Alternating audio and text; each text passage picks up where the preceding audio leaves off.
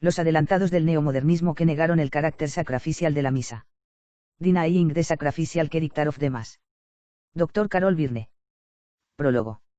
La obra de F.R.J. Youngman, otro desgraciado, jesuita de la era contemporánea, al que le hubiera venido bien aplicar el breve del Papa Clemente XIV Dominus Hace Redemptor, por el cual se suprimió a perpetuidad a la Compañía de Jesús, y San Ignacio y San Francisco Javier levantaran la cabeza, echarían a estos perniciosos y malvados jesuitas de la Compañía a patadas, un texto fundamental para comprender la historia de los jesuitas y su lucha contra la Iglesia Católica a pocas décadas de la muerte de San Ignacio, cuya obra no tardaron en traicionar. Historia de la Misa, inquieta al lector católico que se acaba preguntando, porque dedicó una década de investigación minuciosa y meticulosa para producir una monumental obra que desacreditó la fe y la práctica de casi toda la historia de la liturgia de la Iglesia. ¿Qué trató de lograr Youngman? Toda su preocupación fue reunir las pruebas para demostrar que, poco después de los primeros años del cristianismo, la liturgia de la Iglesia se había convertido en doctrinalmente corrupta mediante su teología de la misa y del sacerdocio.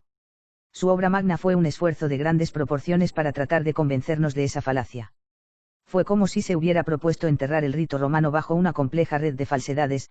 Toda su obra consistió, pues, en la elaboración de un monumento funerario o en la construcción de un enorme palacio lúgubre para conmemorar el fallecimiento de la misa. Pero, por supuesto, no tuvo mayor éxito que los protestantes de la pseudo-reforma tuvieron en su momento, los cuales se embarcaron en la misma herejía. La misa tradicional ha venido confirmando indefectiblemente a lo largo de los siglos la fe de los apóstoles en el verdadero significado del santo sacrificio, la presencia real y su propio sacerdocio. Un adelantado del neomodernismo. Youngman consiguió, sin embargo, ser uno de los pioneros con el suficiente éxito para lograr influir en los líderes de la Iglesia y responsables políticos progresistas para aceptaran sus ideas neomodernistas. Su trabajo es un ejemplo destacado de cómo el poder de la falsa racionalización condujo al movimiento litúrgico a la deriva. Como veremos más adelante, él proporcionó teorías sobre cómo las doctrinas tradicionales debían entenderse en una perspectiva ecuménica, es decir, de una manera aceptable para aquellos que estaban fuera de la Iglesia Católica y lejos de la verdadera fe. De hecho, Youngman, cuyo pensamiento teológico resultó ser notablemente similar a la de los protestantes del siglo XVI, propició nada menos que un rechazo a la doctrina de la misa como la Iglesia Católica siempre la ha entendido. Ataque a la misa desde el interior de la Iglesia. Dr. Carol Byrne. Los antecedentes teóricos para el herético artículo 7 de Instrucción General del Naava Sordo firmado por Pablo VI, se remontan a los primeros años del siglo XX mediante la publicación de un libro, Mysterium Fidei, II, que fue muy influyente en el movimiento litúrgico. Su autor, el P. Maurice de la Telle, S.J., otro jesuita, propuso, en contra de las enseñanzas de los padres de la Iglesia, 3, Santo Tomás de Aquino, 4, y el Concilio de Trento, 5, que la misa no contiene ninguna realidad de inmolación. Precursor del rampante modernismo actual, de la Telle establece el marco para la nueva misa. Ahora podemos ver cómo esta teoría, presentada en 1921, tenía tales consecuencias potencialmente devastadoras para la Iglesia. Porque sin la inmolación mística del Cordero en el sacrificio del altar, no habría necesidad de un sacerdote para sacrificar. La misa se reduciría a una oblación simple, una ofrenda de alabanza y agradecimiento hecha por la comunidad. Los agentes primarios de la Eucaristía serían, por lo tanto, el pueblo de Dios que, a través de su bautismo, ofrecerían la misa a través de su representante, el sacerdote. 6. Este modelo corporativo se denominó por de la Telle el sacrificio de la Iglesia para reemplazar al sacrificio de Cristo que se lleva a cabo únicamente por el ministro ordenado. Se convirtió en la perspectiva dominante del movimiento litúrgico y fue promovido por las figuras clave de condenada teología nouvelle. Fundamentalmente, se valora como un avance ecuménico importante, porque elimina la objeción protestante a la misa, ya que estos herejes niegan que sea el medio de la aplicación de los méritos de la cruz a las almas a través de la inmolación mística de Cristo en el altar. Fue por esta razón que el teólogo anglicano, el Dr. Eric Maskell, observó astutamente que esta teoría de la Telle, 8, excita una gran y violenta polémica dentro de la comunión católica, a la vez que tanta admiración en la nuestra, la anglicana. Uno se pregunta cómo con un título tan católico, Mysterium Fidei, alcanzó a leerse por un protestante, a quien le agradó el libro y lo difundió. Lambert Beauduin fue uno de los primeros en asumir la tesis de la Telle y declararla como un importante salto en el desarrollo teológico, misa, y lo describió como un alivio de la obsesión de hablar siempre de la inmolación. Karl Rahner, la vaca sagrada que casi todos los seminaristas estudian desde 1965, considera el trabajo de la Telle muy estimulante y esclarecedor. En su opinión, Mysterium Fidei debería haber sido leído por todo teólogo en el campo de la nueva teología y ser fuente de investigación activa en teología. Henry de Lubac se regodeó en 1967, en vísperas del lanzamiento del Naaba sordo de la misa, que la teología litúrgica de Delatelle había ganado mucha aceptación, la inmensa oposición que despertó Mysterium Fidei, es ahora solo un recuerdo y la esencia de lo que él enseñó es hoy comúnmente aceptado por quien.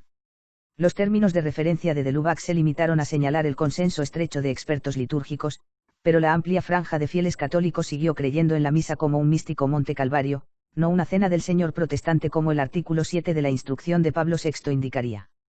En Joseph Jungmann la teología sacramental ha sido tomada a manera de préstamo en gran medida, de la herética obra de Latelle, de la cual ha cogido principalmente la herejía de la no inmolación. La teoría, herética, de la no inmolación. A pesar de la enseñanza de Pío XII, según la cual la misa es la representación y actualización del Calvario y, por tanto, contiene una inmolación, Jungmann insistió, esta representación es de hecho una especie de ofrenda, offerre, pero no es propiamente una ofrenda de sacrificio, sacrificari, una inmolación. Jungmann rechazó la idea central de la misa como una renovación del sacrificio de Cristo en el Calvario. En otras palabras, él defendió que el sacrificio de la misa no es en realidad el mismo sacrificio de la cruz, incruento, y que la inmolación mística que tiene lugar no es la de un ser real y ni siquiera actualización. Pero aquí está el veneno progresista: si la Iglesia compromete su autoridad infalible en una doctrina que no tiene ninguna base en la realidad objetiva, entonces, ¿cómo podemos creer que algo de lo que enseña sea verdad? ¿Cómo trata el jesuítico Jungmann de justificar su salida herética, abandonando lo que el Concilio de Trento había establecido como de fide en la doctrina enseñada sobre la misa? Alegó que la Iglesia nunca había estado preocupada por una distinción entre una oblación y una inmolación hasta que la presión de la controversia generada por el pseudo-reforma obligó a la Iglesia a llegar a una teoría de la inmolación. Jungmann dijo: pensar en la misa casi exclusivamente como un sacrificio es una actitud unilateral resultante de las controversias doctrinales del siglo XVI. 18. A continuación se inyecta el veneno progresista: sus lectores han de llevarse a casa el mensaje de que la misa como sacrificio real no era de origen apostólico. El sacrificio de la Iglesia. Jungmann propuso su propia teoría, o más bien la de Delatelle, o novedosa doctrina de la misa, pero cuando los intereses apologéticos retrocedieron y la cuestión una vez más surgió en cuanto a lo que es el sentido y el propósito de la misa en la organización de la vida eclesiástica, fue precisamente este punto, el sacrificio de la Iglesia, lo que salió a la luz. No hay nada más claro que la idea de que en la misa de la Iglesia, el pueblo de Cristo, la congregación aquí reunidos, ofrece el sacrificio a Dios Todopoderoso. 20. Sin embargo, su uso de la palabra sacrificio fue deliberadamente confusa para ocultar lo que realmente quería decir: una ofrenda de alabanza y agradecimiento por la comunidad. Comentario: incluso, me he encontrado con sacerdotes tradicionalistas tan despistados que me han ofrecido para leer y estudiar la obra de este impío, el cual ha sido gran maestro, junto con Raner y otros heresiarcas, de casi todo el clero habido desde 1965, es decir, maestro de casi todos los sacerdotes y obispos actuales. Le extraña a alguien la crisis actual, dada la deformación del clero, incluidos los titulados. Se repite la historia: la putrefacción del clero es la causa de tan grandes males. Si uno hace un recuento de herejes en la historia, la inmensa mayoría fueron obispos y presbíteros. Por Sofronio. La idea de Jungmann del sacrificio de la Iglesia. Por Dr. Carol Birne. Jungmann esbozó la doctrina de la misa del Concilio de Trento, pero la interpretó de la siguiente manera: la misa es una celebración para la que la Iglesia se reúne. Es una celebración que presenta a Dios con una acción de gracias, una ofrenda, incluso un sacrificio. Es una expresión del ofrecimiento de la Iglesia. Es el sacrificio de Cristo y el sacrificio de la Iglesia. En nuestro estudio litúrgico no podemos tratar el sacrificio de la Iglesia como un asunto secundario. Con estas declaraciones Jungmann dio la impresión de que la sustancia de la misa no está determinada por el sacrificio de Cristo ofrecido por el sacerdote, sino por la actividad sacrificial de la comunidad. 5. Que no debe considerarse de valor inferior, de momento secundario, a la de Cristo. Esto no es otra cosa que la democratización de la Iglesia que el benedictino Dom Lambert Beauduin había pedido en su manifiesto de 1909 y que vive en el Naaba sordo, como lo demuestran los siguientes extractos de la actual Instrucción General del Misal Romano. 34. Dado que la celebración de la misa por su naturaleza tiene un carácter comunitario, tanto los diálogos entre el sacerdote y los fieles reunidos como las aclamaciones son de gran importancia, porque no son simplemente signos externos de celebración comunitaria, sino que fomentan y provocan la comunión entre el sacerdote y el pueblo. 35. Las aclamaciones y las respuestas de los fieles a los saludos y oraciones del sacerdote constituyen ese nivel de participación activa que deben realizar los fieles reunidos en todas las formas de la misa, para que la acción de toda la comunidad se exprese con claridad. Y fomentado. Aquí también podemos ver la influencia de Delatelle, quien creía que es toda la comunidad la que ocupa el lugar principal al ofrecer el sacrificio en la misa. 6. También sostuvo que Cristo no es inmolado en el altar, sino simplemente ofrecido de nuevo por el sacerdote y el pueblo. El laicado concelebrante. A lo largo de su carrera como liturgista, Jungmann enfatizó que la misa, que a menudo prefirió llamar Eucaristía, es un servicio de alabanza y acción de gracias realizado por toda la comunidad. Atribuyó este patrón de adoración a los primeros cristianos y creyó que había desaparecido cuando fue asumido por el sacerdocio ordenado. Participación en misa. El carácter corporativo del culto público, tan significativo para el cristianismo primitivo, comenzó a desmoronarse en los cimientos. 7. A este respecto, mencionó la concelebración de los laicos, 8, como una característica deseable que deseaba que la Iglesia restaurara, junto con otras nociones ilusorias como las procesiones del ofertorio, etc.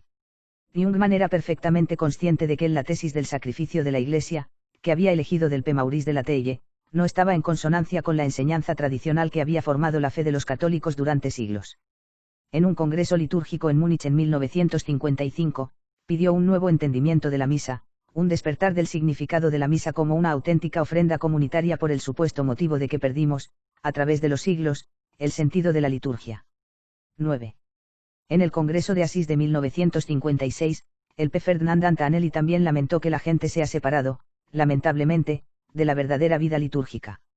Es necesario un trabajo paciente de reeducación, espiritual y técnica, para devolverlos a una participación activa, ilustrada, personal, comunitaria. Este es un trabajo que no se hace en un año. Puede requerir generaciones. Pero debe comenzar. 10. Dejar caer la tradición por el agujero de la memoria. Aquí tenemos una admisión de uno de los liturgistas más influyentes de la Iglesia de que se debe poner en marcha un programa de reeducación para cambiar la perspectiva de aquellos que tienen puntos de vista erróneos, es decir, tradicionales, o que se resisten a las reformas. Agujero de memoria. Hoyo 2. El rasgo más evidente del P. La declaración de Antanelli son sus sutiles connotaciones totalitarias, que imitaban una técnica que los estados socialistas han practicado universalmente, la imposición del control del pensamiento a través de un proceso de lavado de cerebro. Recuerda los agujeros de la memoria orwelliana en los que se pueden dejar caer verdades inaceptables y, por tanto, borrar de los anales de la historia. 11.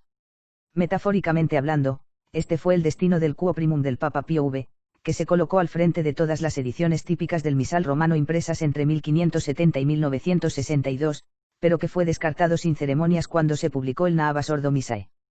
En 1969.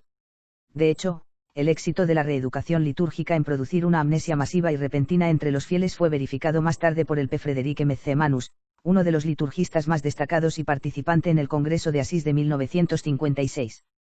Sin manifestar el menor remordimiento o pesar por haber provocado una revolución, afirmó. La liturgia eucarística reformada de rito romano es un logro extraordinario y revolucionario.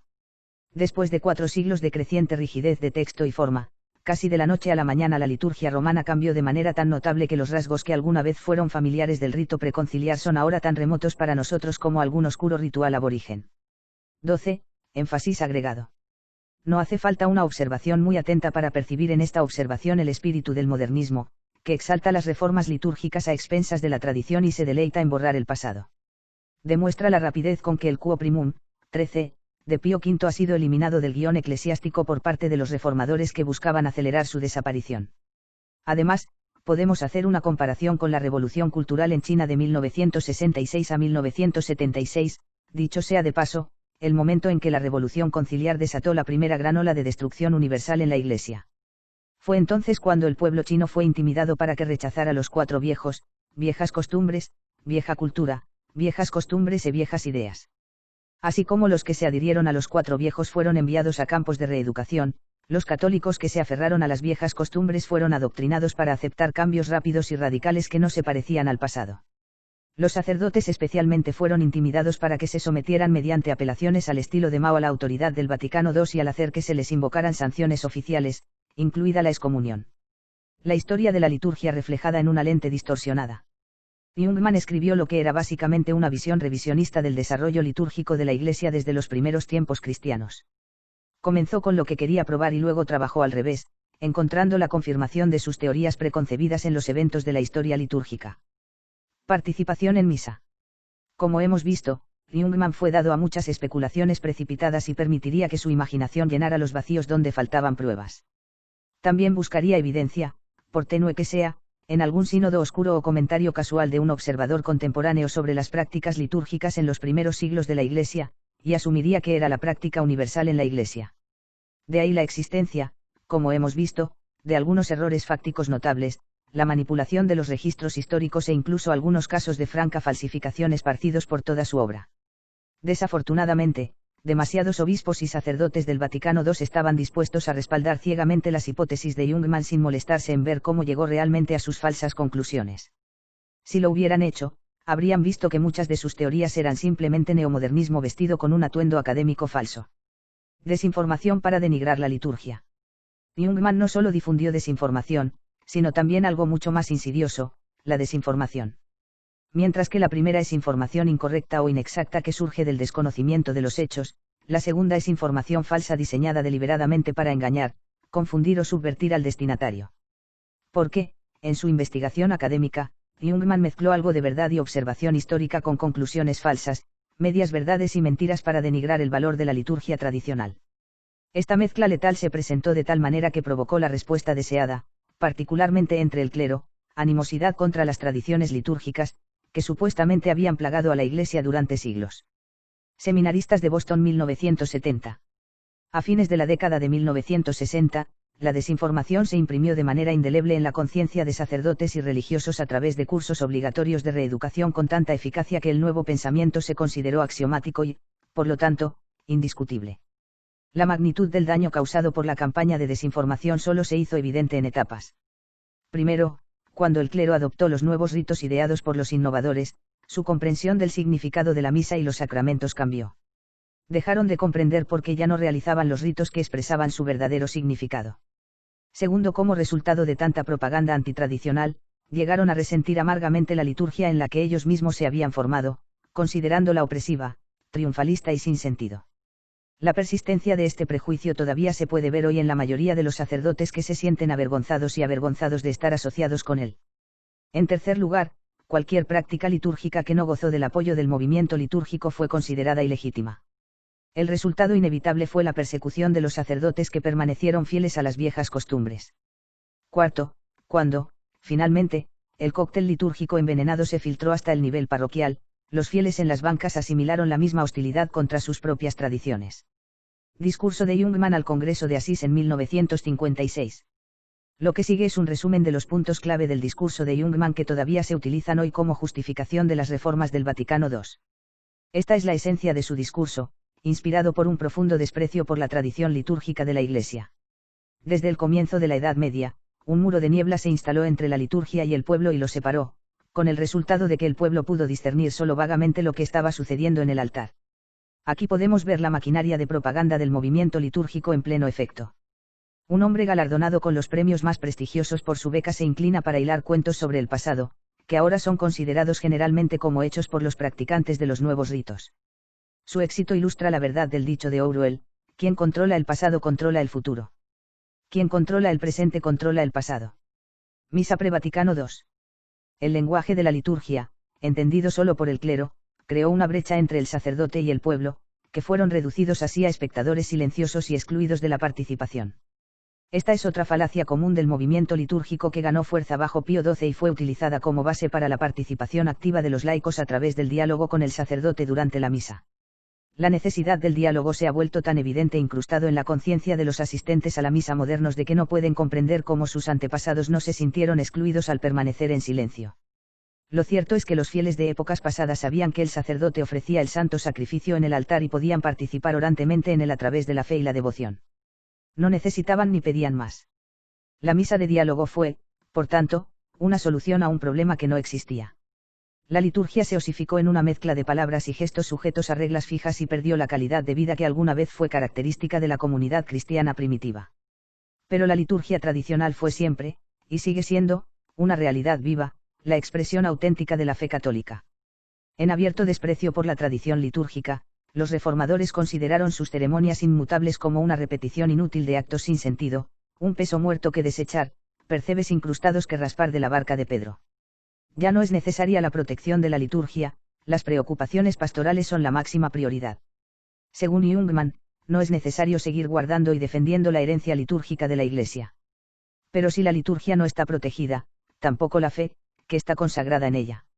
Según el viejo adagio del ex orandi, el ex credendi, no es posible alterar uno sin alterar el otro. Cuando se aplica a la liturgia, la palabra pastoral significa que debe ser remodelada para adaptarse a la mentalidad del hombre moderno. Esto, por supuesto, implicaría cambios profundos y sin precedentes. Debemos volver a las primeras formas cristianas como ejemplo de práctica pastoral real. Seminaristas de guitarra 1970. Como resultado, los fieles se vieron privados del contacto con los tesoros de la liturgia que transmitía y dispensaba gracia santificante sobreabundantemente. Cuanto menos pastoral puede ser. La vigilia pascual reformada fue un modelo de liturgia pastoral porque permitió a la gente participar activamente y considerarla como nuestra liturgia. Pero el punto es que lo que consideramos como nuestra liturgia nos fue arrebatado por la fuerza y reemplazado por los reformadores con su liturgia. El movimiento litúrgico representa el amanecer de un nuevo día luminoso. La Iglesia descubre nuevas fuerzas. Marcha con confianza hacia un futuro en el que volverá a ser pueblo de Dios en oración. 1. Con esta charla revolucionaria de un futuro brillante para la liturgia renovada, estamos claramente en el ámbito de la agitprop. 2. Del tipo que se practicaba simultáneamente en los países comunistas donde se prometían infinitamente futuros radiantes pero nunca se cumplían. Su papel en el movimiento litúrgico tiene una similitud irónica con las etapas finales de la Unión Soviética justo antes de su colapso, cuando la perestroika se presentó como el presagio de un futuro brillante de paz e ilustración socialista. Debería ser obvio para todos que Jungmann estaba poniendo un rostro pastoral en una realidad por lo demás brutal, estaba promoviendo una perestroika litúrgica, una reestructuración de toda la liturgia que necesariamente implicaría desviaciones trascendentales de la práctica tradicional para incorporar la participación activa de los laicos. Participación de la década de 1970 en la misa. Sus propuestas cambiarían radicalmente la base misma de la fe y la adoración. Con el pretexto de simplificar y purificar la liturgia, él y sus colegas crearon nuevas formas de expresar nuevas creencias, la misa como celebración de la comunidad o catalizador de la reforma social o medio de autoexpresión. No había nada original en la propaganda antitradición de Jungmann. Simplemente estaba expresando lo que Baudouin y otros líderes litúrgicos habían estado alegando desde principios del siglo XX. El mensaje subyacente de su crítica es que, durante la mayor parte de su historia, la Iglesia tuvo una comprensión deficiente de la misa y que sería el trabajo del movimiento litúrgico atender las verdaderas necesidades de los fieles. Pero sí, como alegaban, la Iglesia había practicado tan mal su liturgia en tantos puntos durante tantos siglos, entonces el Espíritu Santo no debe haberla inspirado. Ahora bien, si el Espíritu Santo no estaba con la Iglesia, ella no era la verdadera Iglesia. Entonces, ¿por qué alguien querría tomarla en serio ahora? Así, los creadores de nuevos ritos que pretendían representar a la Iglesia pierden todo reclamo de atención o credibilidad. Parece que no era solo la liturgia lo que Jungmann estaba tratando de consignar al Museo de Historia, sino el catolicismo mismo. La liturgia no es obra del pueblo. Los líderes del movimiento litúrgico eran conscientes del poder de la tradicional lex orandi, los ritos fijos, el lenguaje y los gestos hieráticos, las vestimentas ceremoniales, la arquitectura y la música sacra, para enfocar la mente en la naturaleza trascendente de la liturgia. Fue muy claro para todos los fieles, sacerdotes y personas por igual, que lo que estaba sucediendo en el altar era una acción divina. Ministro laico de Camden. La gente da bendiciones. Para Jungmann y algunos de sus asociados, sin embargo, fue esta misma trascendencia lo que fue un escándalo porque no dio a la gente un papel activo en la liturgia. Se quejó en los siguientes términos. La misa es vista casi exclusivamente como una acción de Dios. En el desarrollo litúrgico de la celebración de la misa, la acción de la Iglesia, su oración de agradecimiento y sus ofrendas ya no se perciben como en épocas anteriores, solo la obra redentora de Dios. El sacerdote solo está activo. Los fieles, al ver lo que está representando, son como espectadores que contemplan un drama lleno de misterio del camino de la cruz de nuestro Señor. 1. Es bastante obvio por esta y muchas otras declaraciones hechas por el P. Jungmann que quería que sus lectores creyeran que el sentido tradicional de adoración a Dios era inaceptable. Su declaración implica que la lex orandi, tal como se practicó durante siglos, no era la auténtica tradición litúrgica de la Iglesia católica, porque estaba demasiado centrada en Dios y dominada por sacerdotes. Debe hacerse la pregunta, ¿podría haber sido escrito por un sacerdote verdaderamente santo? Si esta declaración hubiera venido de la pluma de una persona menos capaz y distinguida, podría haber pasado desapercibida o haber sido descartada como el prejuicio de un fanático anticatólico que se burla de la sagrada tradición de la Iglesia. Pero construyó su carrera haciendo precisamente eso. Desafortunadamente, con su estatus de gigante litúrgico, Jungmann fue escuchado en los escalones más altos de la Iglesia y ganó la admiración eterna de los reformadores. Por lo tanto, es importante que los católicos, especialmente los sacerdotes, examinen la exactitud y las implicaciones de lo que alega contra la Iglesia. Comenzaremos nuestra investigación planteando y respondiendo las siguientes preguntas basadas en las teorías de Jungmann. ¿En qué sentido, precisamente, la liturgia no es exclusivamente una acción de Dios? ¿Por qué el hecho de que solo el sacerdote está activo debe llevar a la conclusión de que la forma tradicional de celebrar la misa es una corrupción de la lex orandi? ¿Cómo impide realmente el papel único del sacerdote a los fieles una participación espiritual verdadera en la liturgia? ¿Es la liturgia el trabajo del pueblo? Estas preguntas pueden responderse de un plumazo refutando la premisa básica del movimiento litúrgico de que liturgia significa fundamentalmente el trabajo del pueblo en el sentido de una comunidad celebrante. La idea fue propuesta por primera vez en 1909 por Don Beauduin como representación de la verdadera oración de la Iglesia. 2. En oposición a la enseñanza tradicional de que corresponde al sacerdote celebrar la misa únicamente. Encontró una pronta aceptación entre las vanguardias en el movimiento litúrgico, que quería revolucionar la liturgia de la Iglesia en la dirección de la participación activa para todos los laicos, no solo para el sacerdote, como dijo Beauduin. Ministerio de Música. Pero fue en gran parte debido a la influencia de los escritos de Jungmann que la idea del laicado como principio activo en la liturgia se arraigó en la Iglesia y dio el fruto arruinado de los llamados ministerios laicos en el Nava sordo. Algunos de los reformadores más atrevidos e imaginativos afirmaron haber probado la tesis del trabajo del pueblo al recurrir a la etimología, solo para caer de bruces.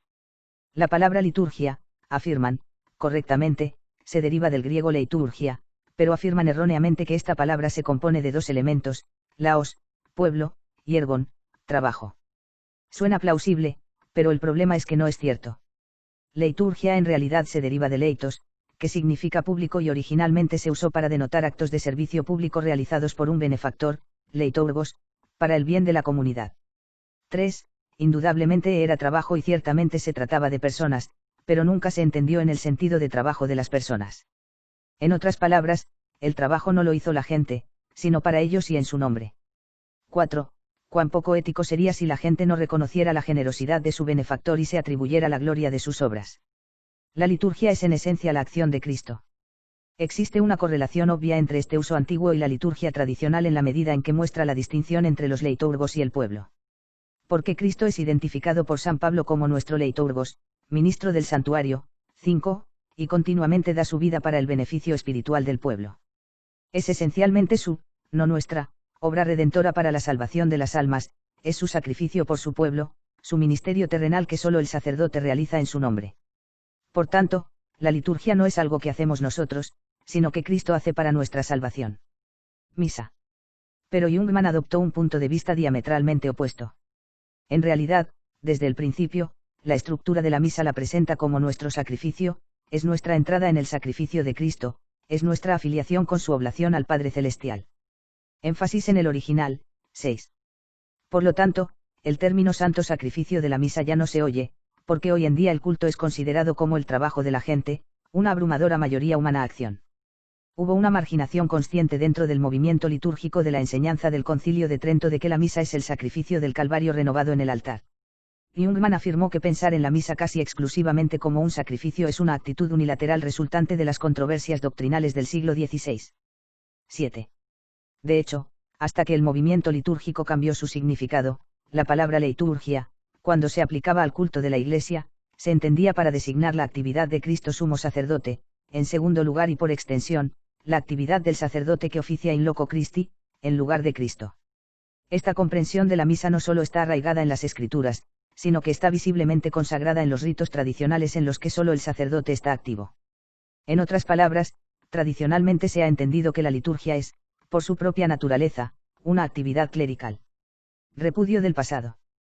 Cristo como sumo sacerdote. Este es el concepto mismo que el movimiento litúrgico fue creado para sofocar. Tuvo tanto éxito que el Catecismo de la Iglesia Católica, 1992, ahora enseña que, en una celebración litúrgica, toda la asamblea es leiturgos, 8, es decir, ministros colectivos del culto oficial de la Iglesia en razón de su sacerdocio común. Entonces, desde esta perspectiva, el título de Cristo como leiturgos y el papel del sacerdote actuando como alter Christas ya no son únicos, sino que se comparten democráticamente entre los laicos. El Nava sordo, una antiliturgia de Ello se deduce que, en la medida en que el Naaba sordo es la obra del pueblo, pierde su carácter divino y no puede reclamar el título de liturgia en el sentido del verdadero culto a Dios. No es solo una no liturgia, sino una antiliturgia.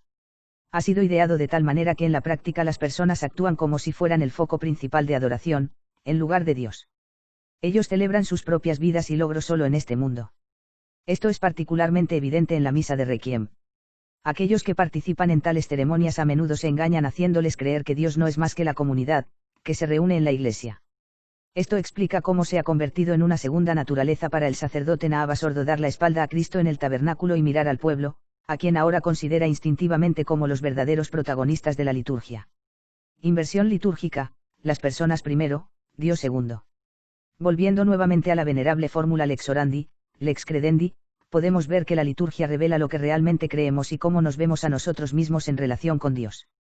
Es evidente que cada parte de la misa tradicional, cada uno de sus rituales, gestos y oraciones, tiene una dimensión trascendente que refleja el honor supremo debido a Dios. Pero hay una inversión en el corazón del movimiento litúrgico que refleja la exaltación del hombre y ha llevado a un abandono casi total de la reverencia y el sentido de lo sagrado en la liturgia. Jungmann estaba insatisfecho, pero no es la insatisfacción el sello distintivo de todos los progresistas.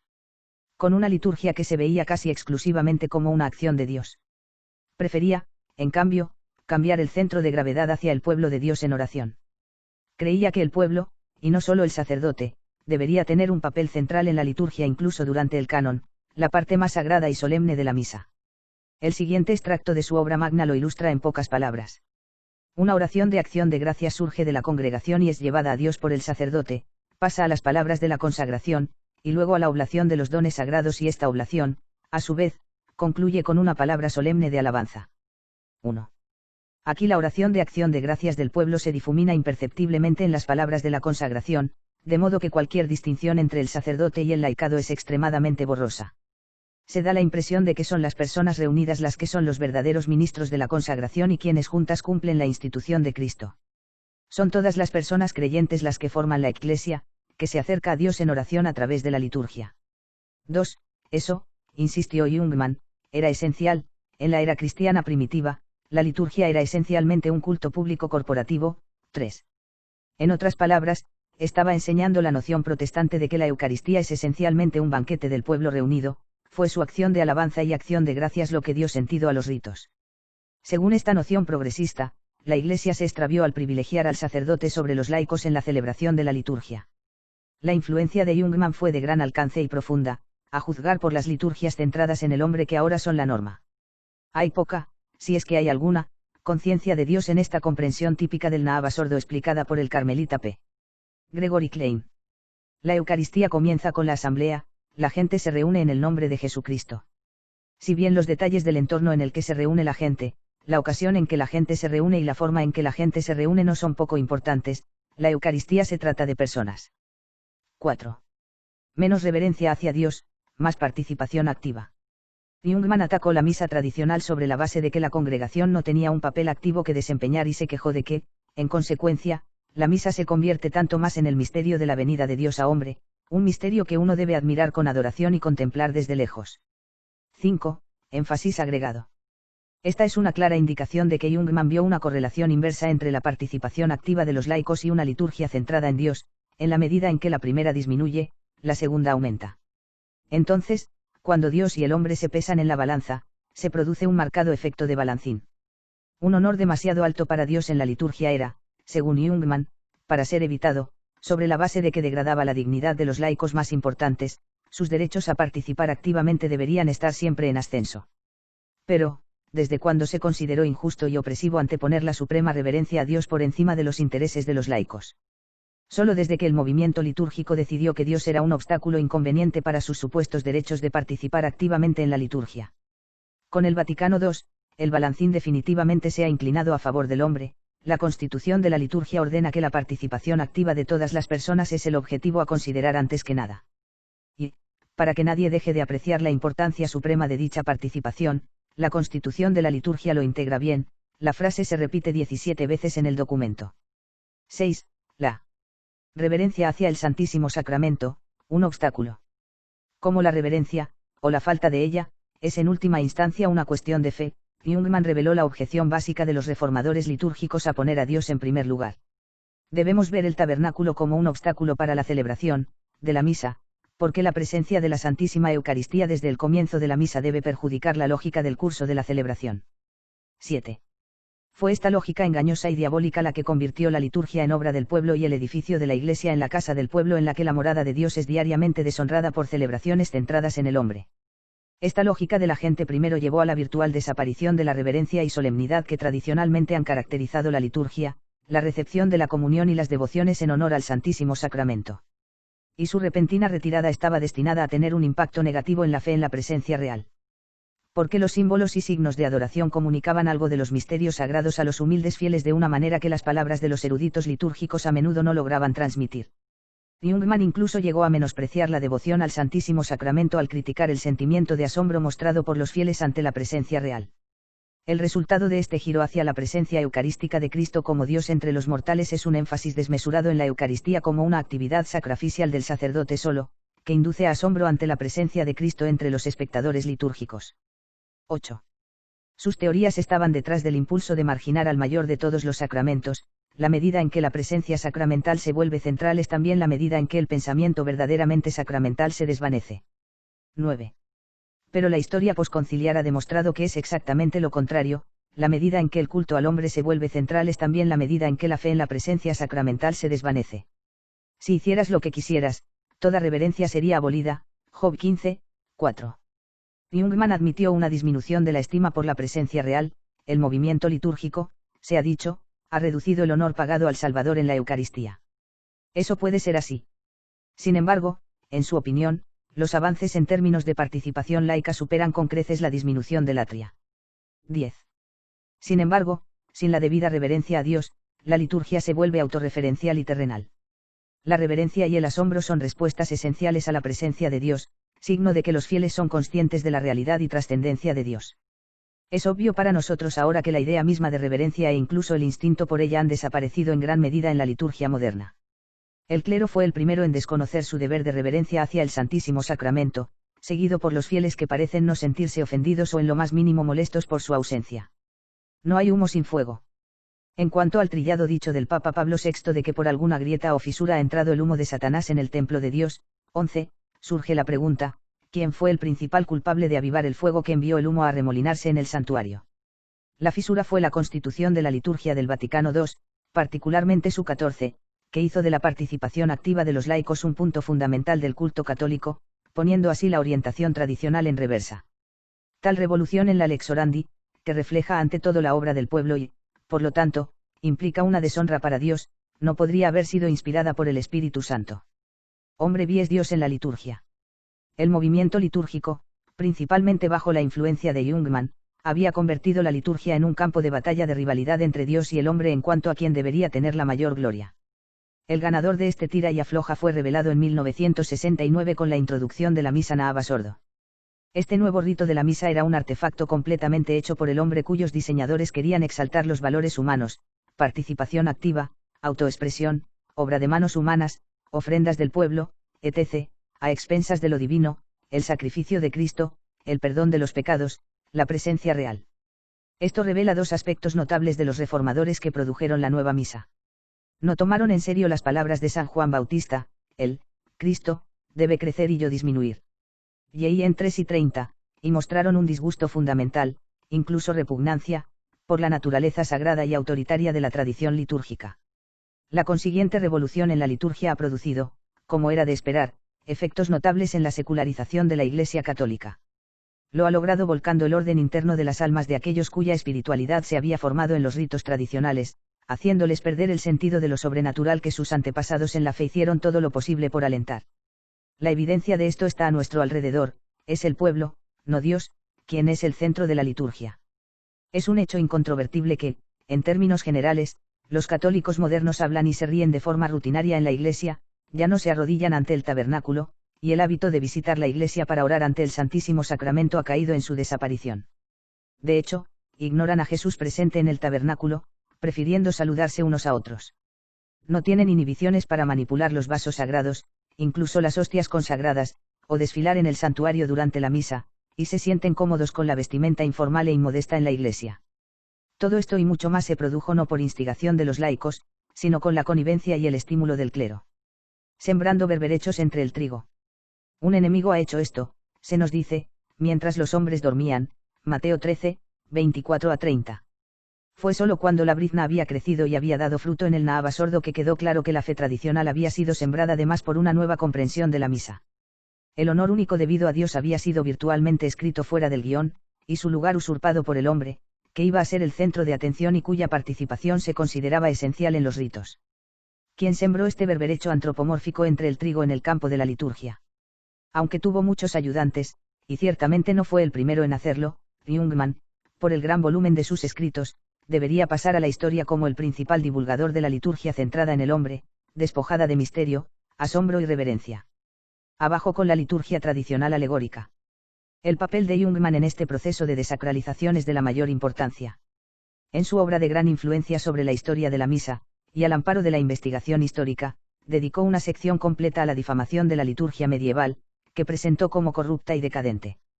Su propósito real parece no haber sido dar un relato exacto de los datos históricos de acuerdo con el estándar de la verdad católica, sino pasar de contrabando sus propias ideas preconcebidas, que muchos liturgistas simplemente adoptaron sin argumentar.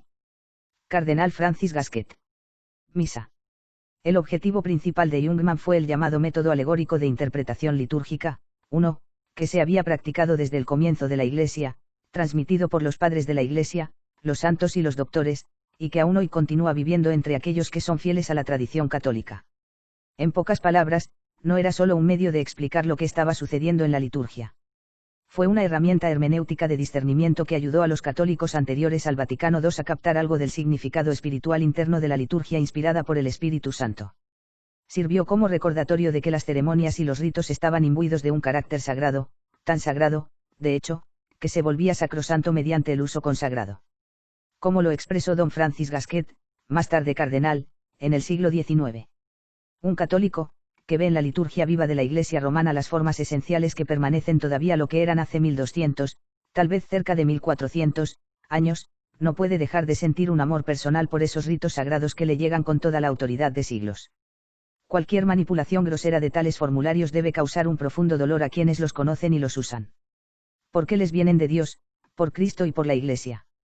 Pero no tendrían tanta atracción si no fueran también santificados por la piedad de tantas generaciones, que han rezado con las mismas palabras y han encontrado en ellas firmeza en la alegría y consuelo en el dolor.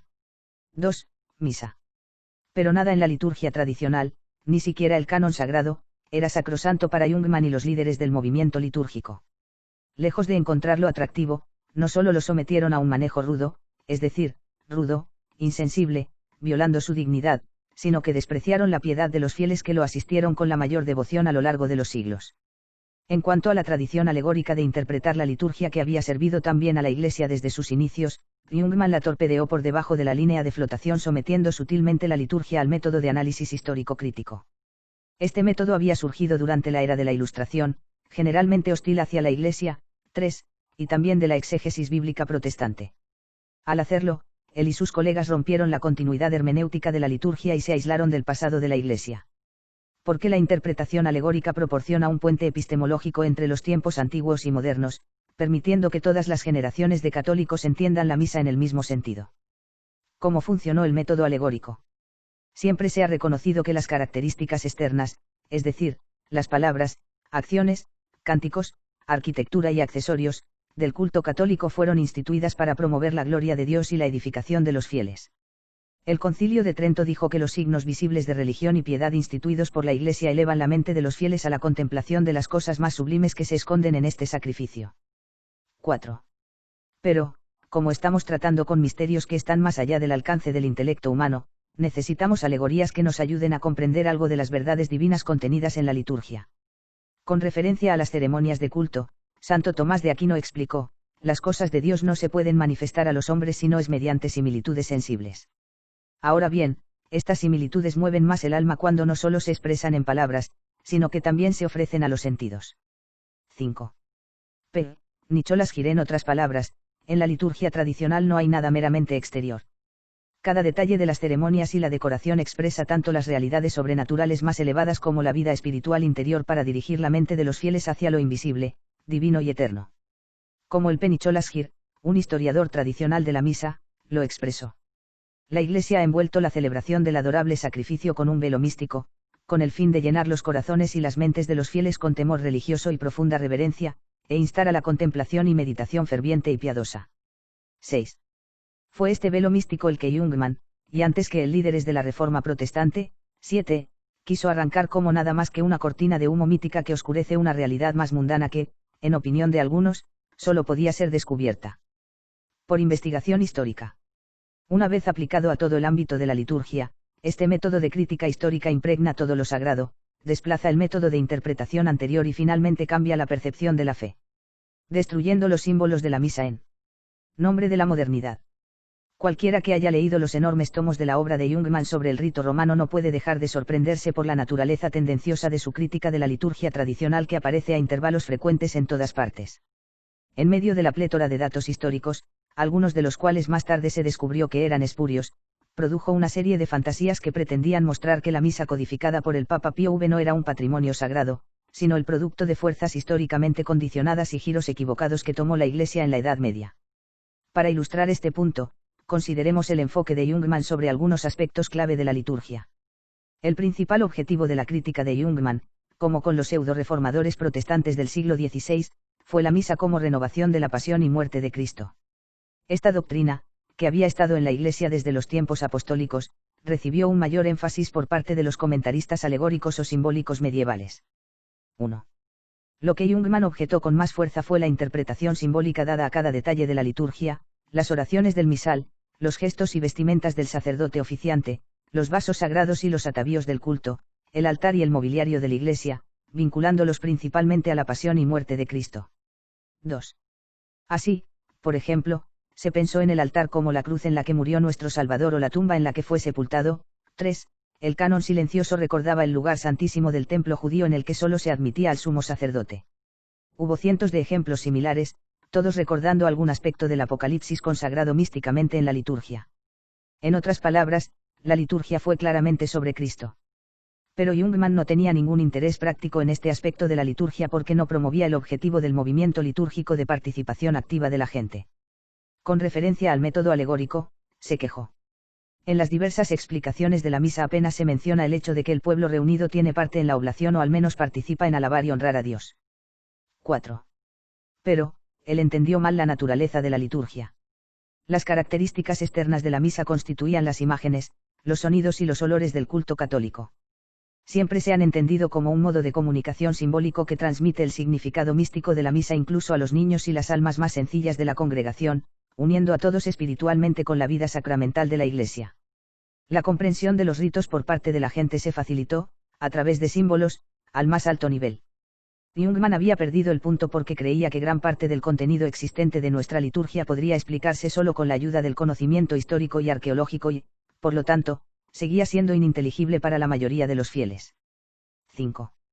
Descartando la interpretación de Santo Tomás.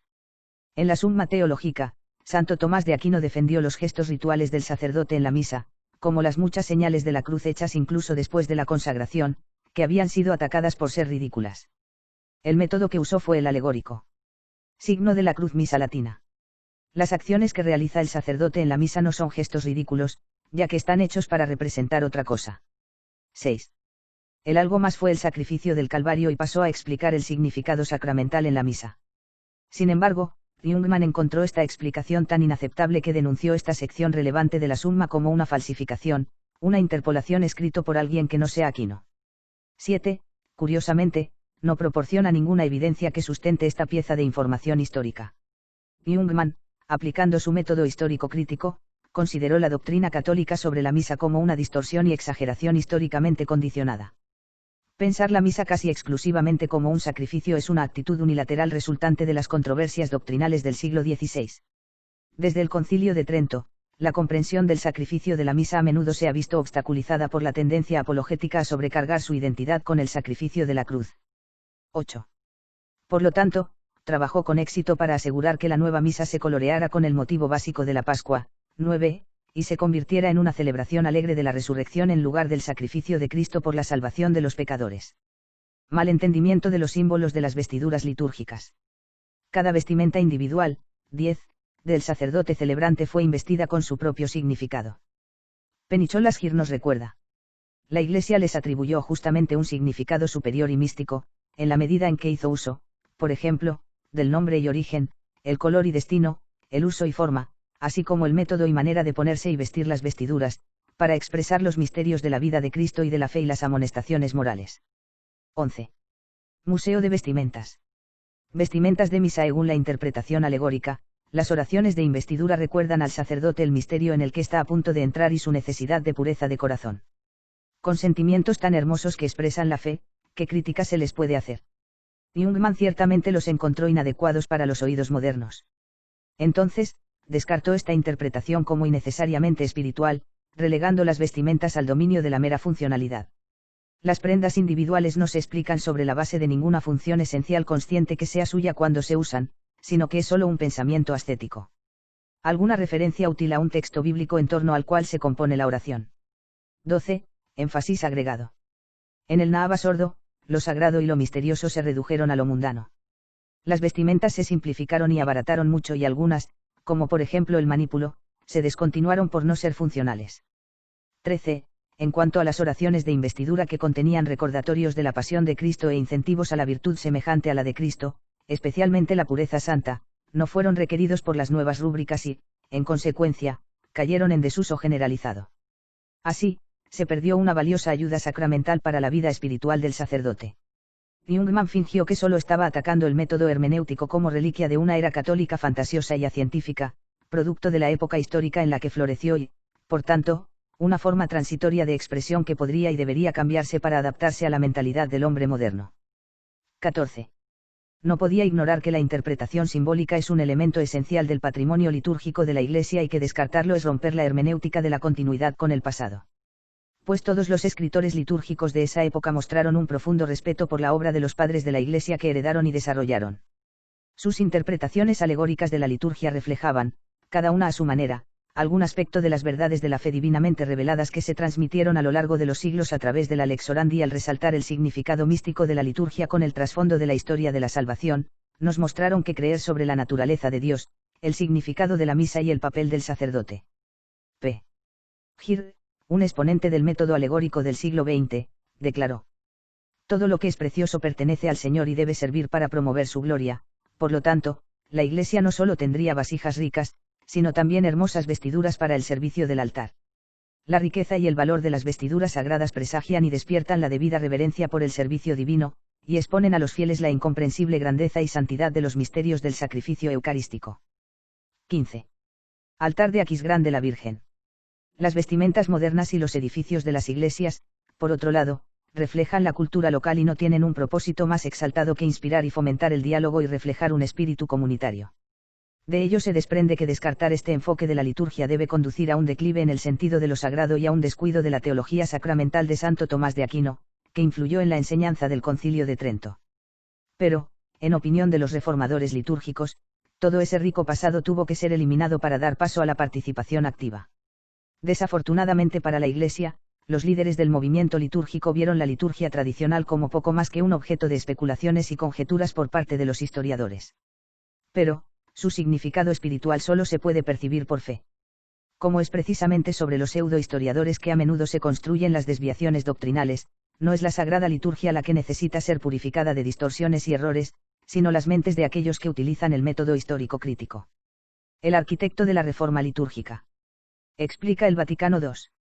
Unos años después de la Constitución sobre la liturgia, 1963, el P. Jungmann reveló la lógica interna, o más bien la ridícula racionalización, de la reforma litúrgica en la que el pueblo tendría un papel más destacado en la liturgia que el de Cristo actuando a través de su representante, el sacerdote. Su interpretación de la Constitución puede considerarse como la expresión auténtica de la reforma litúrgica que culminó con la misa del Nahava sordo porque, como hemos visto, fue el artífice más influyente del Sacrosanctum Concilium y de las reformas posconciliares.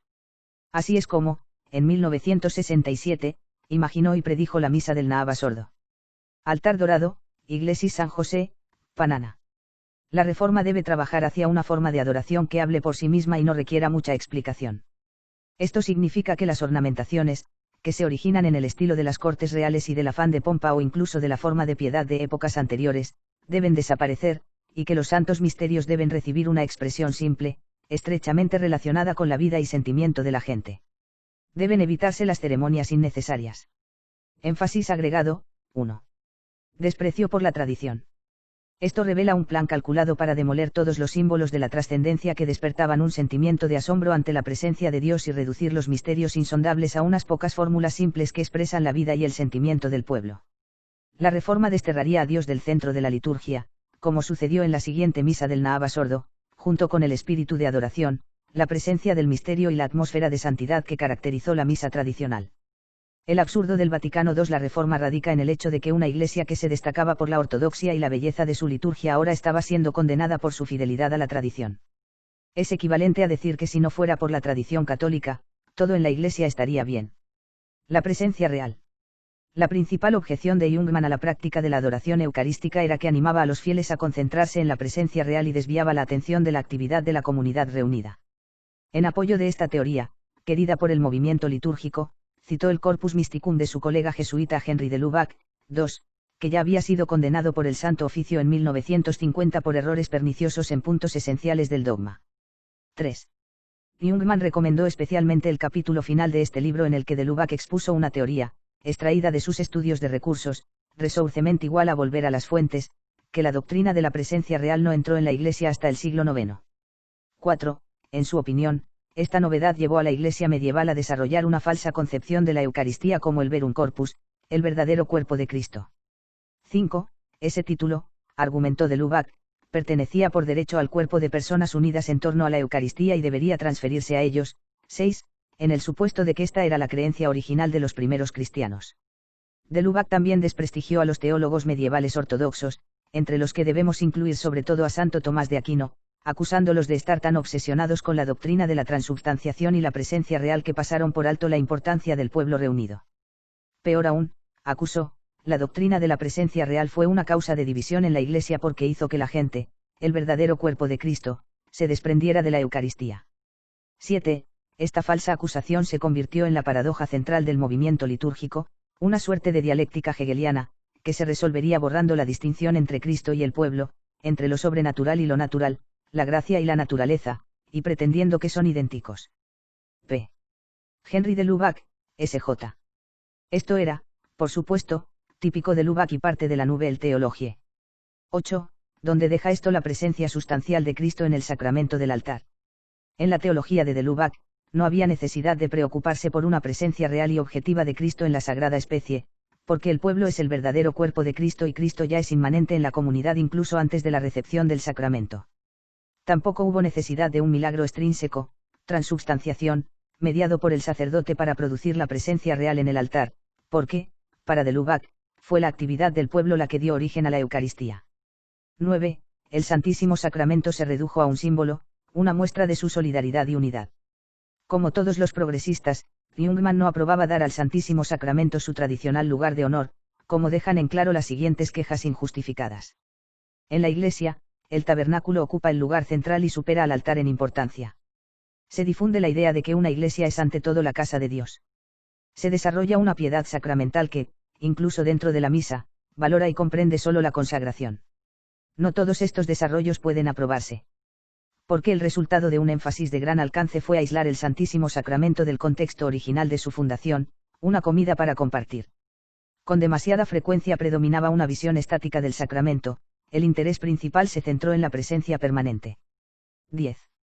Pero, la presencia permanente en el sacramento del altar siempre ha sido el punto focal de la Iglesia y la misa desde los tiempos apostólicos. La creencia católica en la realidad de la Eucaristía, que Santo Tomás de Aquino llamó res et sacramentum, es anterior a la costumbre de los tabernáculos fijos y permanentes. Solo con el movimiento litúrgico se desviaría el foco principal de atención del Santísimo Sacramento a la participación activa del pueblo, del culto a la Eucaristía a la autocelebración del pueblo, es decir, al culto al hombre. Dado que la presencia permanente se consideraba un obstáculo para la participación activa que pedía la Constitución del Vaticano II sobre la liturgia, se consideraron necesarios algunos cambios radicales para rectificar lo que era una situación duradera y, para los liturgistas reformadores, intolerable. Mira lo que ha hecho el enemigo en el santuario, Salmo 73, 3.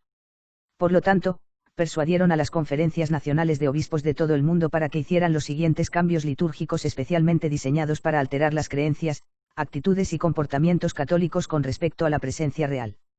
El tabernáculo se degrada de su posición central en el altar y se coloca en un rincón oscuro o nicho, preferiblemente fuera de la vista. Iglesia de Cristo Rey, Bridgeport, Connecticut 1.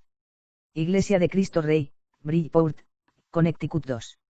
El altar central versus de Iam, girado hacia Dios, fue eliminado por completo o se mantuvo como un mero trasfondo artístico y una mesa versus populum, girada hacia la gente, colocada en el presbiterio entre el altar y la asamblea, es ahora donde la nueva misa es dicho. Se suprimieron las devociones en honor al Santísimo Sacramento, como la exposición, la bendición, las 40 horas y las procesiones del Corpus Christi, con la consiguiente pérdida de fe y reverencia. Nadie está obligado a hacer una genuflexión al pasar frente al tabernáculo o guardar un silencio reverente en la iglesia, incluso cuando no se está celebrando la misa. El minimalismo se convirtió en la nota clave en la arquitectura y decoración de la iglesia moderna para no tener distracciones visuales de la acción litúrgica de la asamblea reunida. Cualquier laico puede convertirse en ministro de la Eucaristía, después de un curso rápido, y manejar y distribuir la Sagrada Comunión a cualquiera, porque ya no se considera objeto de adoración. Nadie podría afirmar que estas reformas expresan adecuadamente el res et sacramentum de la Eucaristía, la realidad que está presente en las sagradas especies. Fue este desprecio del Santísimo Sacramento por parte de los teólogos progresistas lo que caracteriza a la misa del Naava sordo y revela una intención definida, ideológica y anticatólica detrás de sus reformas. Su efecto fue obstruir y disminuir la creencia en la presencia real para millones de almas católicas posteriores al Vaticano II, una tragedia de proporciones incalculables. Porque fue el Santísimo Sacramento la fuente misma de santidad en la Iglesia, el principal medio de sustentar la corriente de vida católica a lo largo de todos los siglos del cristianismo. Es importante tener en cuenta que mientras que la devoción al Santísimo Sacramento sobrevivió a los asaltos de la Reforma protestante del siglo XVI, difícilmente podría sobrevivir a los ataques internos lanzados por la propia jerarquía y el clero de la Iglesia del siglo XX. Jungmann, la Eucaristía no debe ser adorada. La Edad Media católica ha sido durante mucho tiempo el objetivo de protestantes burlones, cínicos quejosos y, más cerca de nuestro tiempo, toda la industria del movimiento litúrgico, todos decididos a difamar a la Iglesia en el período medieval como una institución corrupta. De hecho, incluso hoy en día, el epíteto medieval, cuando se aplica a la Iglesia, casi siempre se usa en un sentido peyorativo para describir lo último en propaganda eclesiástica de poder, ignorancia, intolerancia y superstición. Papa Pío X. Desde los primeros días de la Reforma protestante, la historia fue saqueada en busca de tierra para arrojarla a la Iglesia católica. Desafortunadamente, algunos de los honderos de barro, entonces como ahora, eran sacerdotes católicos. 1. Los principales objetivos de sus críticas fueron la misa y el sacerdocio. Es importante tener en cuenta que estos ataques históricos encubrieron un sesgo antisobrenatural, como observó el Papa Pío X en 1907, se ha declarado la guerra contra todo lo sobrenatural, porque detrás de lo sobrenatural está Dios y porque es Dios quien quiero arrancar de la mente y el corazón del hombre. 2. Aunque su encíclica es anterior al inicio oficial del movimiento litúrgico, se puede decir que sus referencias a los enemigos de la Iglesia se aplican pari passu a los líderes litúrgicos, que luego lograrán reemplazar a Dios por el hombre en la liturgia reformada. El sesgo antisobrenatural de Jungmann. Lejos de estudiar el período medieval con interés, aprecio o afecto genuinos, Jungmann mostró una curiosidad casi lasciva acerca de las críticas que los herejes protestantes del siglo XVI levantaron o inventaron contra la liturgia tradicional y la vida devocional de los fieles. Como veremos a continuación, se unió a los detractores de la Iglesia para denigrar no solo la misa y el sacerdocio, sino también la fe misma y las prácticas piadosas de los fieles medievales. Veremos cómo ridiculizó todo lo que era distintivamente católico en la misa medieval, especialmente la elevación de la hostia y el cáliz, el papel de los sacerdotes de la capilla que decían misas por los muertos, la misa votiva que se decía con intenciones especiales, la misa baja dicha por un sacerdote con monaguillo, con o sin congregación, y el uso de altares laterales. Cada una de estas características ha sido blanco de amargas vituperaciones y calumnias por parte de Lutero, Cranmer y otros líderes de la pseudo-reforma. Porque su objetivo era alejar a los fieles católicos de la misa acusándola, entre otras cosas, de haberse desviado de la pureza de la liturgia cristiana original, de estar divorciado de la experiencia vivida por el pueblo, de inventar rituales que no inculcan un auténtico espíritu comunitario, y de negar a los fieles la verdadera participación en la liturgia. No podemos dejar de notar que estas críticas injustas fueron también los principales ejes de las reformas del movimiento litúrgico en el siglo XX, que culminaron con la nueva misa. La elevación. Pasemos ahora a las ceremonias que acompañaron el momento de la transubstanciación, y contra las cuales los protestantes del siglo XVI lanzaron sus más feroces invectivas. Hacia fines del siglo XII, se introdujo la práctica de elevar la hostia después de las palabras de consagración para que la gente pudiera verla y adorarla. La elevación del cáliz se introdujo un siglo después. Elevación de Simon Bering. En verdad, ningún momento exige mayor reverencia, ningún momento es más santo o más beneficioso que aquel en el que se realiza el sacrificio eucarístico, afirmó el Penicholas Gir en su explicación de la misa. 3. La práctica medieval fue instituida, bajo inspiración divina, para que la fe en la presencia real pudiera florecer y crecer en un momento en que la doctrina estaba siendo atacada. También fue una ayuda para una mayor participación de la gente en la misa. Decir que Jungmann ignoró el valor espiritual de la elevación sería quedarse corto. Lo criticó ferozmente por ser demasiado espiritual, por alentar lo que consideraba una adoración excesiva e inapropiada de la Eucaristía y especialmente por no promover la participación activa de la gente. La Eucaristía, no es principalmente un objeto de nuestra adoración, el propósito específico del sacramento no es el culto, sino la celebración de la Eucaristía, principalmente su celebración dominical por la congregación reunida. 4. También afirmó que esta celebración comunitaria, es decir, la participación activa del pueblo, es la función primaria y verdadera de la misa. La hermenéutica de la ruptura de Jungmann. Ya vemos el fundamento del Naava sordo emergiendo, basado en una comprensión protestante de la Eucaristía enraizada en la presencia y actividad del pueblo. Según Jungmann, los primeros cristianos vieron la misa como una Eucaristía, como una oración de agradecimiento de la congregación que fue invitada a participar por un gratias agamus, pero, alegó, en el siglo VII se estaba produciendo un cambio en el concepto de la Eucaristía, una visión opuesta estaba tomando precedencia en la mente de los hombres, influidos especialmente por la enseñanza de Isidoro de Sevilla. Énfasis agregado, 5. Aquí, Jungmann estaba insinuando que la Iglesia había roto la continuidad de la doctrina eucarística al subvertir su concepto original. Su queja era, básicamente, que la misa se estaba volviendo demasiado centrada en Dios. Se quejó de que los teólogos medievales se estaban fijando en el momento preciso de la consagración, la gente estaba enfocando su atención en la presencia real en la elevación. Todas esas formas litúrgicas especiales de reverencia, genuflexiones, repicar de campanas y balanceo de incensarios, periodos de silencio, las consideraba de trop y, por tanto, inapropiadas. Curiosamente, esta fue también la base del rechazo protestante de la misa. Misa de Notre Dame. Comunión de Brooklyn. Jungmann no simpatizaba con el concepto de la Eucaristía como el bona gratia, 6, que Dios nos concede y que en el momento culminante de la misa, la consagración, desciende a nosotros. 7, de ahí su disgusto por la elevación. Prefería una liturgia que acentuara los importantísimos dones de los laicos y les permitiera aprovechar plenamente sus energías y talentos a través de la participación activa. En 1965, explicó que el propósito de la reforma litúrgica era disminuir la dimensión latréutica, 8, y mística del rito romano en favor de la participación activa del pueblo. El retorno del culto dominante de la Eucaristía a la comunidad. Celebración de la Eucaristía sigue siendo el tema principal de la renovación litúrgica. 9. Aquí se presentan dos visiones diametralmente opuestas. Por un lado, está el concepto de misa cuyo principio animador se origina en la actividad del pueblo y que Jungmann pretendía ser la auténtica herencia cristiana. Por otro, está la misa inmemorial en la que Cristo desciende diariamente sobre nuestros altares y que Jungmann insinuó que fue una invención de los teólogos medievales.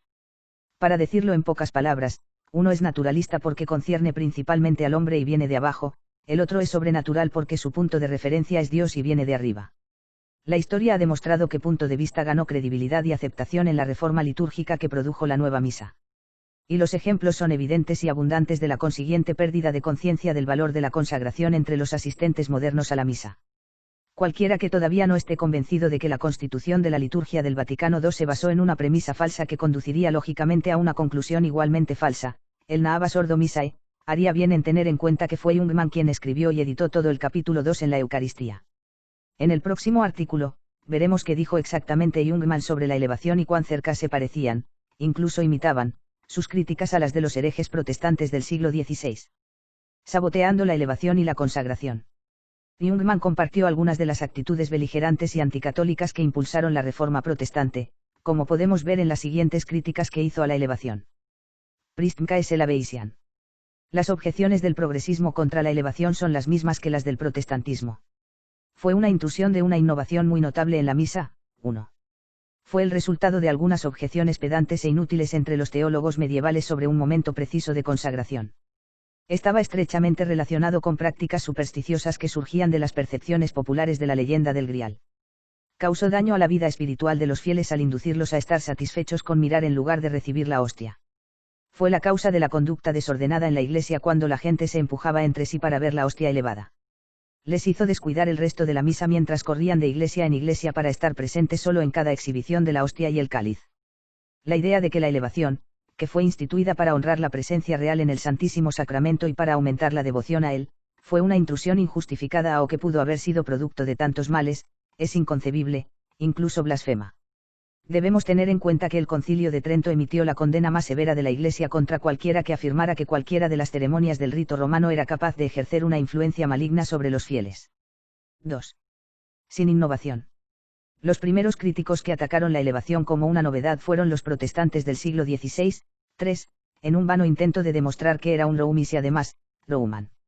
Históricamente, hubo y todavía hay una serie de elevaciones menores en diferentes puntos de la misa romana.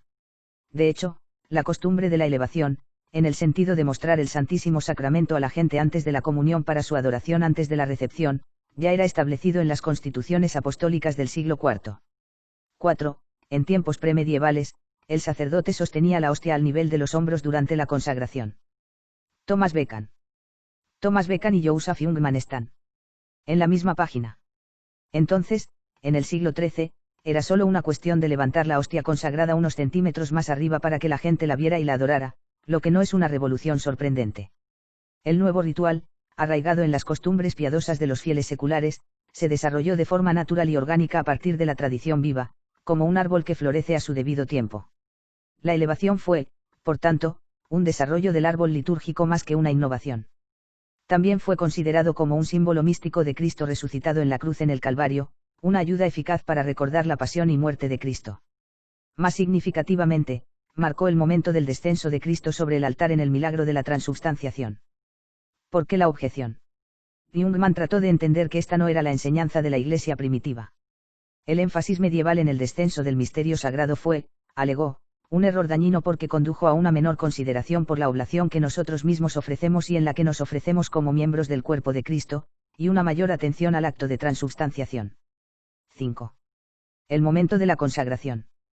Para aquellos que no creyeron en el acto de transubstanciación o quisieron ignorarlo, Jungmann proporcionó la siguiente justificación.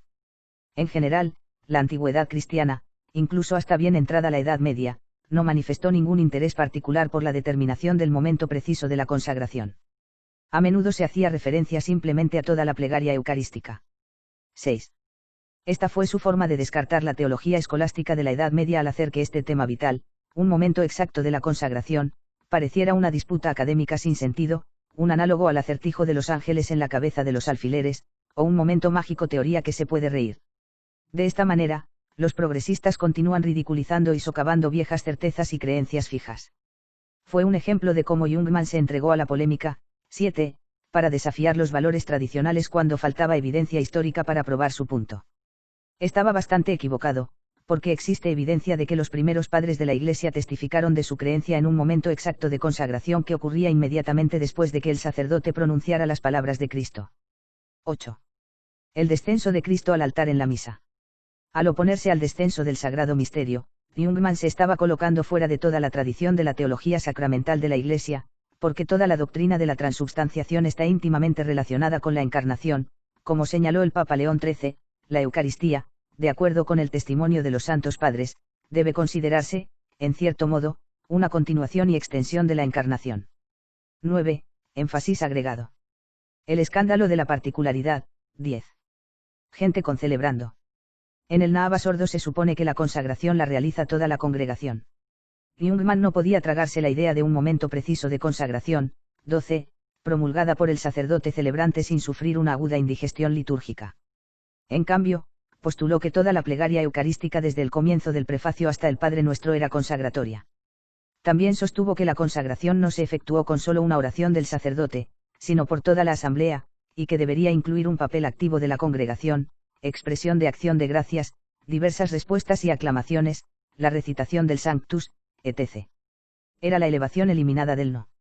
No, en el sentido de que la elevación, junto con el repique de campanas, no se ha prohibido específicamente, como lo había sido en el libro de oraciones de Cranmer de 1549, todavía se tolera como una opción para los más conservadores. Momento de la consagración. Nuestro Señor se hace presente en la hostia inmediatamente después de que el sacerdote dice las palabras. Sí, en el sentido de que la instrucción general del Naava sordo ha sustituido la rúbrica del misal tradicional sobre la elevación, elévate, por la instrucción de que el sacerdote simplemente muestra, ostendid, la hostia. La instrucción general también llama a la plegaria eucarística, como un todo genérico, el punto alto y el centro y cumbre de toda la celebración. 13. Un título de honor otorgado tradicionalmente a la consagración, como el Pejir explica. El momento de la consagración es el momento más importante y solemne, el más sublime y conmovedor, el más santo y fecundo de toda la celebración sacrificial, porque incluye esa obra gloriosa e insondablemente profunda, a saber, la realización del sacrificio eucarístico, en el que todas las maravillas del amor de Dios se concentran como en un foco de calor y luz. 14. Pero, fue precisamente sobre la base de este enfoque en el Santísimo Sacramento que Jungmann criticó la elevación. Como hemos visto, quiso desviar la atención de la presencia real hacia la presencia del pueblo y, en consecuencia, ideó una reforma de la misa que reflejara esta nueva orientación. Es de esperar que, como señaló el cardenal Ataviani en su examen crítico de los Noux sordo, el papel central de la presencia real ha sido suprimido. Ha sido retirado del lugar que ocupaba tan resplandecientemente en la antigua liturgia. Como los protestantes, los progresistas se burlan de la elevación. Dr. Carol Byrne. Es interesante ver cómo la sátira y la caricatura alimentaron tanto la protestante reforma de la XVI siglo y la revolución litúrgica de la XX. Ambos movimientos buscaron a través de estos medios crear un clima de escepticismo hacia lo sobrenatural, romper el respeto por la sacralidad de la tradición y destruir el apego a los ritos medievales, particularmente aquellos que honraban al Santísimo Sacramento. La evidencia histórica muestra que los protestantes de la era de la Reforma habitualmente ridiculizaban la elevación con cuentos satíricos destinados a burlarse de la práctica de adorar a la hostia y vincularla con la superstición. Jungmann trató la elevación como una broma. P. Joseph Jungmann parecía regodearse con estos cuentos difamatorios, a juzgar por el evidente placer que sentía al repetirlos como si fueran hechos históricamente verificables. Por ejemplo, con referencia a la elevación, declaró: sátira protestante. Sátira protestante que ridiculiza las supersticiones e instituciones romanas. Podría suceder, como sucedió en Inglaterra, que si el celebrante no elevaba la hostia lo suficientemente alto, la gente gritaba: espere, Sirion, 1, espere. Levántalo un poco más alto. 2. La credibilidad de tal cuento se ve seriamente comprometida por el hecho de que fue escrito como un burlesco de piedad católica por Thomas Becan, capellán del arzobispo Thomas Cranmer y uno de los más agresivos del siglo XVI. Polemistas del siglo, notorios por sus insultos anticatólicos crudamente expresados. 3. Ver aquí. En la medida en que Jungmann suprimió a sabiendas el contexto de esta parodia de la elevación, 4, y lo presentó como un registro histórico, se le puede acusar de interpretar mal deliberadamente el pasado para justificar la perpetración de reformas futuras. Si el sarcasmo, 5, puede describirse como un desprecio disfrazado de humor, la verdadera actitud de Jungmann hacia la elevación se manifiesta en estas palabras. Hay ejemplos de congregaciones donde la mayoría de los fieles esperaban la campana de Sance, campana de Sanctus, señalando el acercamiento de la consagración antes de entrar a la iglesia y, luego, después de la elevación, salieron corriendo tan rápido como habían entrado, huyendo como si hubieran visto al diablo. 6. Se podría decir que tenía un sentido del humor diabólico. Jungmann se burló de la elevación, describiéndola como un fetiche. El mensaje subyacente fue que la elevación, acompañada como estaba por el repique de campanas, 7, fue problemática porque provocó una estampida de fieles dentro y fuera de la iglesia. Pero se puede demostrar que su opinión es simplemente una falacia Kumok. 8. Elevación. Jungmann ridiculiza a las personas que esperaban ansiosamente el momento de la elevación. Además, la imagen que cultivó de la elevación como una especie de deporte para espectadores con multitudes de personas corriendo de iglesia en iglesia solo para echarle un vistazo, 9, es ahora una broma corriente, juego de palabras no intencionado, entre los liturgistas modernos y es el estándar visión de la elevación promovida en historias modernas y enciclopedias. Debemos recordar, sin embargo, que algunos informes de tal comportamiento, incluso cuando correspondían con la realidad, a menudo son exagerados como si fueran la costumbre común, especialmente por parte de historiadores que abordan su tema con ideas preconcebidas, y que son solo las excepciones e irregularidades que atrajeron la atención en ese momento las que se registran para las generaciones futuras, mientras que los ejemplos cotidianos de humilde obediencia y piedad discreta escapan a la pluma del satírico.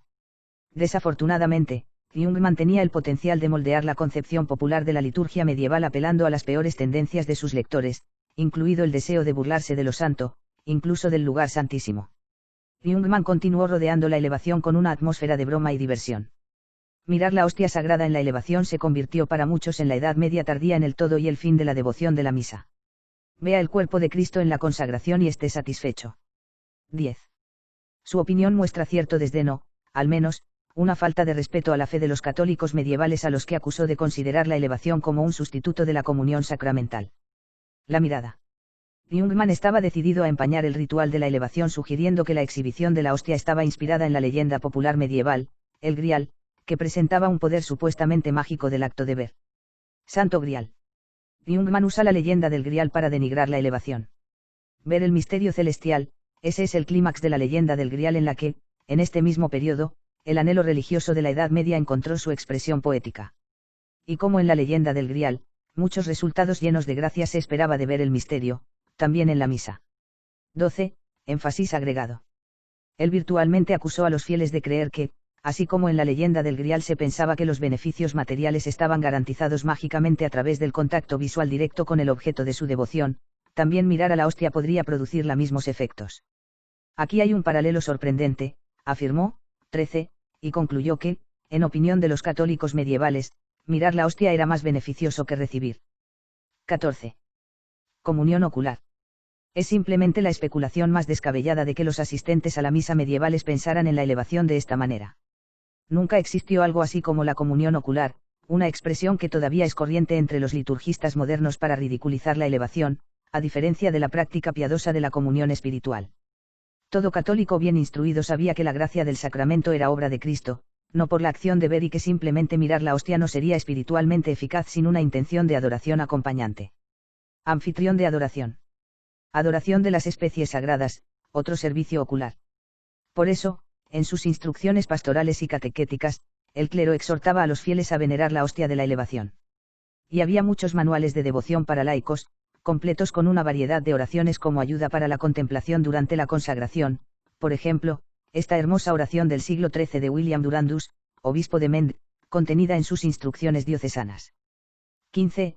Es de la mayor importancia que la burla sobre la comunión ocular, que prevalece entre los liturgistas modernos, se originó a partir de objeciones protestantes medievales a la elevación como una forma de superstición. Este fue el tema de una sátira de la misa de George Ackewell, un 16th. Clérigo de la Iglesia de Inglaterra del siglo XX y un virulento polemista anticatólico, en el que llamó a la misa un servicio visual. Nuestros adversarios, los católicos, de hecho colocan una gran y principal parte de su culto supersticioso en el servicio visual, en la magnífica y pomposa tela y mobiliario de sus iglesias y ataviando a sus sacerdotes, al contemplar sus ceremonias mudas, al contemplar la elevación diaria de su ídolo en la misa, la mayor parte no oye nada. 16. Desde la perspectiva de Jungmann, la liturgia medieval era un espectáculo magnífico ofrecido por los sacerdotes para un mudo. Y una audiencia muy supersticiosa. Crítica mal dirigida. Pero la acusación de superstición contra los fieles medievales sobre la misa en general y la elevación en particular no puede sostenerse. Porque la jerarquía medieval, a diferencia de los progresistas de la Iglesia de hoy que apoyan y fomentan las teorías de la nueva era, el vudú, etc., se esforzó por corregir y controlar todos los elementos supersticiosos entre los fieles. 17. La simplificación progresista de la misa. Inspirada por Lutero.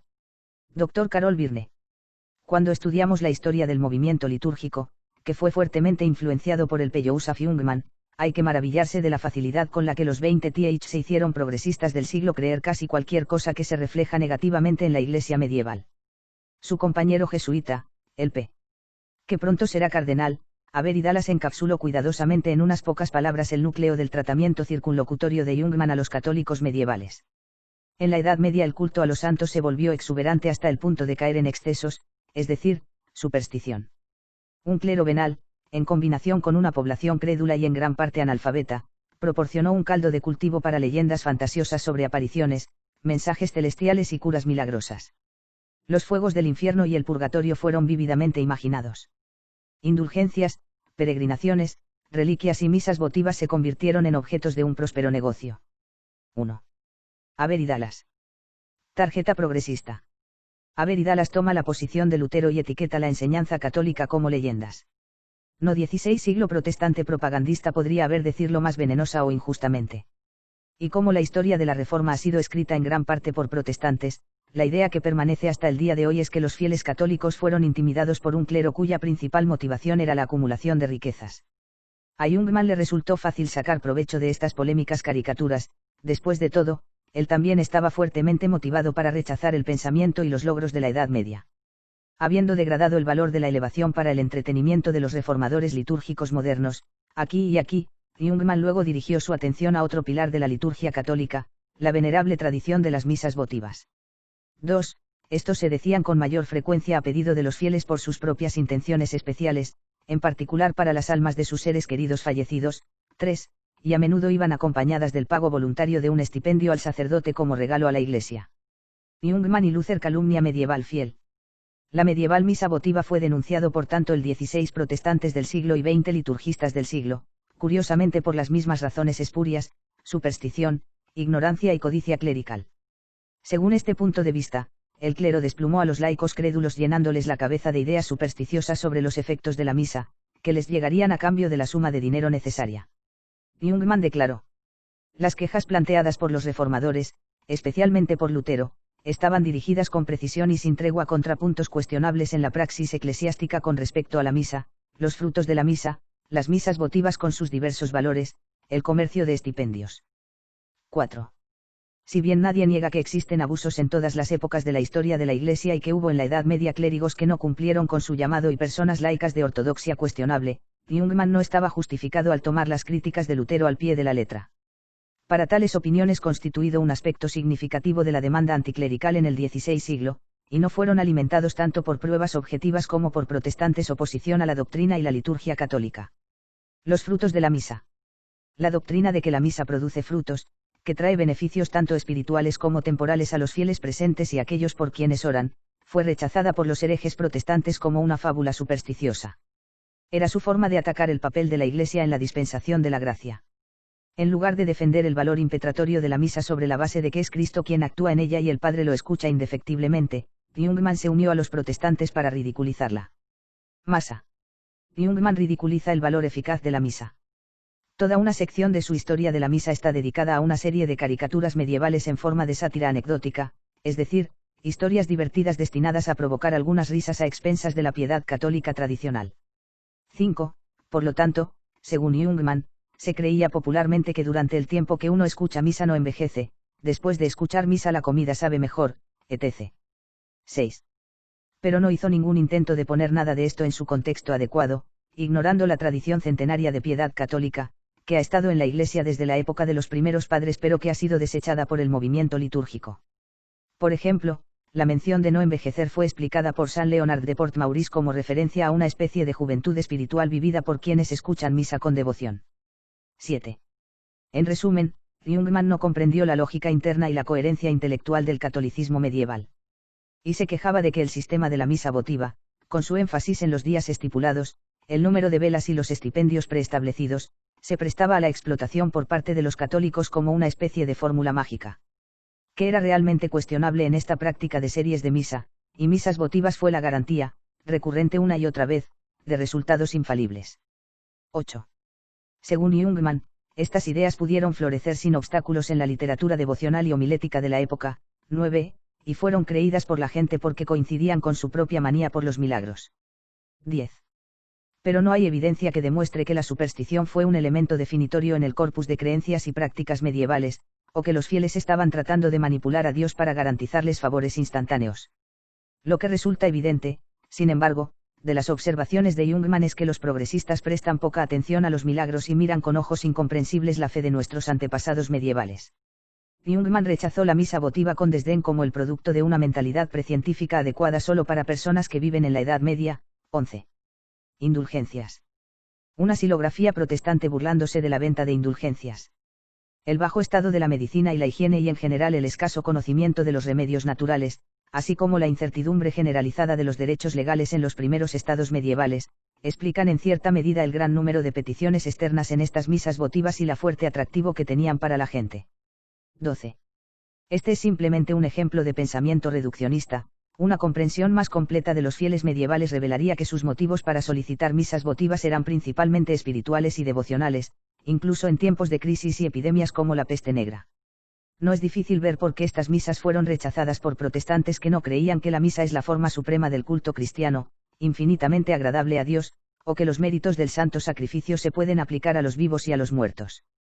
Lo que es difícil de entender es que, como sacerdote católico, Jungmann debería haber adoptado los dos temas principales de la animosidad de los protestantes hacia la misa votiva medieval, la supuesta codicia del clero por obtener ganancias financieras, el llamado tráfico de estipendios, y superstición de los fieles, su supuesta creencia en los efectos mágicos de la misa. Lutero inspiró la simplificación progresista. Incluso llegó a sostener que el status quo en la Iglesia medieval, como lo describieron los protestantes, hizo que naciones enteras se rebelaran contra la misa, reivindicando así a Lutero y a los otros heresiarcas que lo apoyaron. Indulgencias del diablo. Una caricatura viciosa del diablo recolectando indulgencias. En general, el mal, la misa, siguió floreciendo, se convirtió en objeto de desprecio y burla y fue repudiado como una horrible idolatría por pueblos enteros. La referencia al interés propio y la superstición había causado impresión. Y considerando el bajo estado de la formación religiosa, esta crítica adversa amenazaba con destruir en la mente de las personas no solo el exceso de follaje, sino la misma rama y raíz. La misa fue ignorada, despreciada. 13. Pero la culpa de esto, en la estimación de Jungmann, no debía atribuirse a Lutero, sino a la liturgia medieval, especialmente a la elevación, canon silencioso, uso del latín, énfasis en el sacerdocio y el sacrificio, no participación de los laicos etc. No fue difícil para Lutero asestar un golpe destructivo contra tal sistema. Al menos al principio, él y las otras influencias reformadoras que ya actuaban en la Iglesia estaban indudablemente movidos por una preocupación religiosa genuina. Lutero exigió un regreso a un cristianismo más simple. Dr. Carol Birne.